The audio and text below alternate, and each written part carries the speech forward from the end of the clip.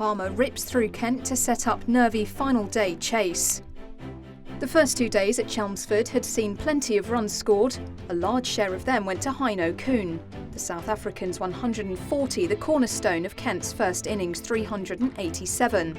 Despite the early loss of Sir Alistair Cook, Essex had responded well to end day 2 on 179 for 5. Kent would need early wickets on day 3 to have any hope of pushing for the win. But it was Essex who began on the front foot, as Adam Wheater and Ryan Tenderscarter continued their 6th-wicket stand. Tenderscarter brought up the 50-run partnership with a single off Thomas. That stand was brought to an end shortly after, with a mix-up in the middle to maintain Kent's advantage. Kuhn's heroics in the field sending Wheater back to the pavilion for 37. Essex all-rounder Tenderscarter continued to chip away to bring up his half-century to move the visitors to 242 for 6. Marcus O'Riordan had impressed with the bat, posting 42 not out in Kent's first innings. And he carried on his impressive first-class debut in the field, with another wicket trapping Simon Harmer to leave the spinner with figures of 3 for 57. After lunch, and the Tenderscarter resistance fell for 78, caught in the gully by Jack Leaning, to leave Essex looking likely to fall short of Kent's first innings total. Sam Cook followed shortly after mistiming a short ball and was caught by O'Riordan at mid-wicket. In came Matt Quinn at 11 for Essex, but he only lasted 1 ball.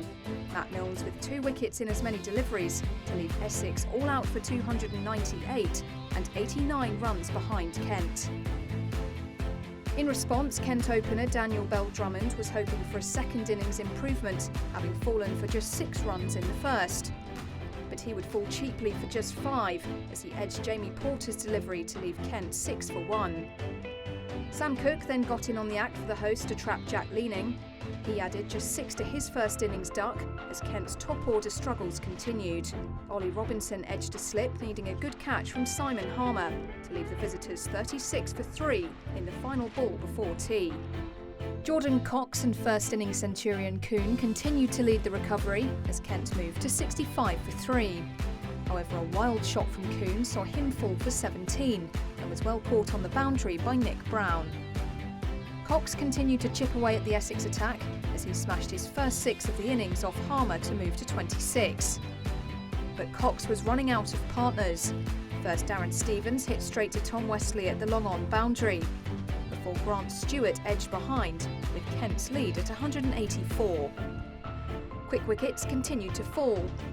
O'Riordan with a short stay at the crease as he fell for 1, trapped LBW by Harmer.